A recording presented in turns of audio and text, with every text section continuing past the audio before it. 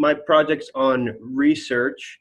And so I decided to research something kind of relevant to our situation right now.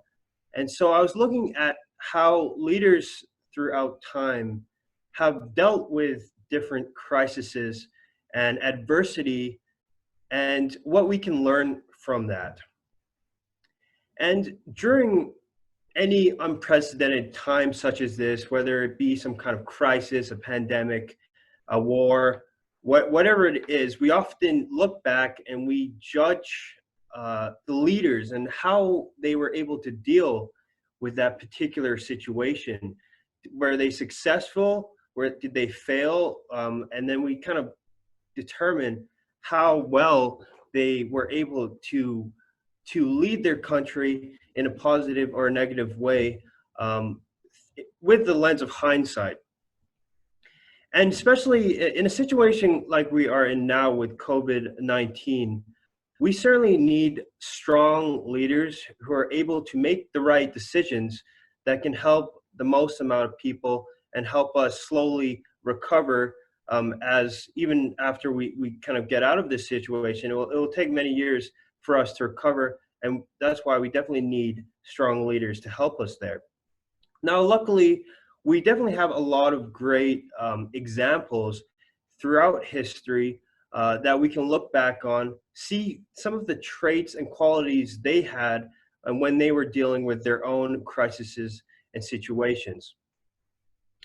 So one thing that is very, very important when you are a leader in a crisis or when you're dealing with some kind of adversity, you want to be able to acknowledge people's fears, acknowledge their concerns, while still encouraging resolve, while encouraging them to keep their spirits high and to keep them moving forward.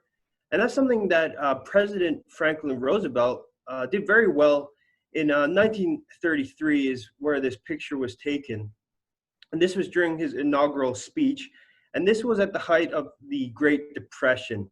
So a lot was going on. A lot of people were really struggling. And he actually gave a very great speech that's very famous. And one of the quotes from that speech that most people probably heard is, "The only thing we have to fear is fear itself." And I think this message and his style of leadership really helped the situation because he understood the importance of what was going on, and he understood the difficulties of that people were struggling with.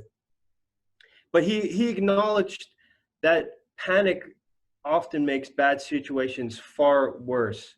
But he didn't disregard the difficult situation people were in. And that really helped him as a leader be effective and help get people out of that Great Depression situation. Another leader who very similarly was able to turn fear and panic into passion and pride was Sir Winston Churchill during the Second World War.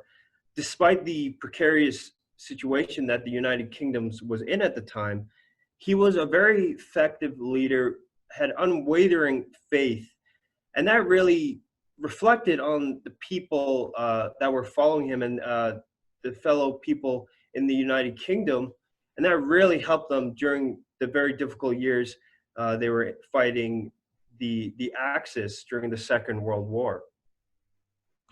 Now, another very important thing to acknowledge is that you want to make sure in any crisis, you're going to have a lot of people displaced, whether that's from work or their daily activities. So you want to make sure people have a role and a purpose and feel like they're part of something, part of a movement or part of the solution.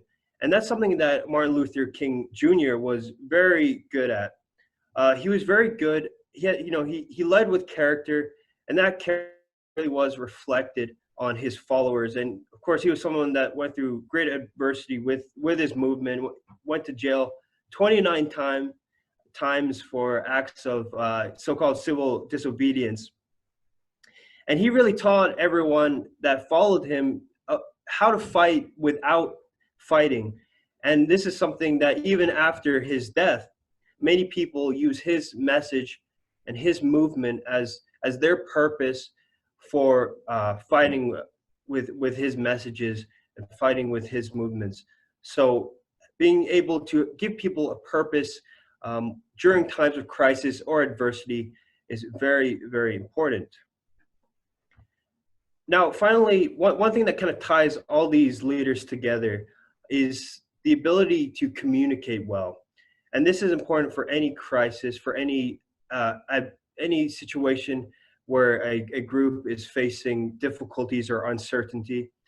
And probably one of the most difficult leadership situations in the last little bit was placed on John F. Kennedy during the Cuban Missile Crisis. Now, of course, this was a period of time where a lot of people thought the world was going to end. You know, with nuclear missiles being launched from the United States and the Soviets. And John F. Kennedy was a really good communicator, very charismatic. When he talked to the American people, he was very direct, very honest. He didn't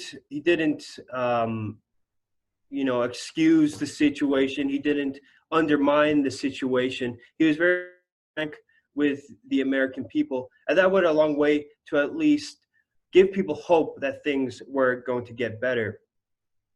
And while of course you should listen to your advisors and listen to those who are experts in their fields, at the time all his advisors actually wanted him to attack Cuba, which in hindsight could have easily led to a nuclear war, which it could have been much different for us as we stand here. So communication is incredibly important in any crisis situation, and something that all four of these leaders were very, very good at.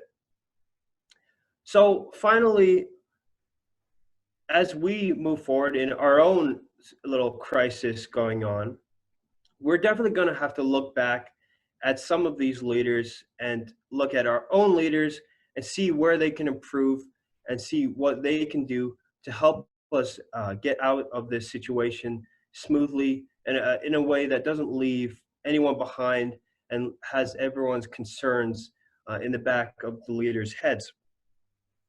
And once again, we have plenty of examples, and I think I'll just end my speech with a quote from Winston Churchill, which I think can give us a little positivity despite the situation.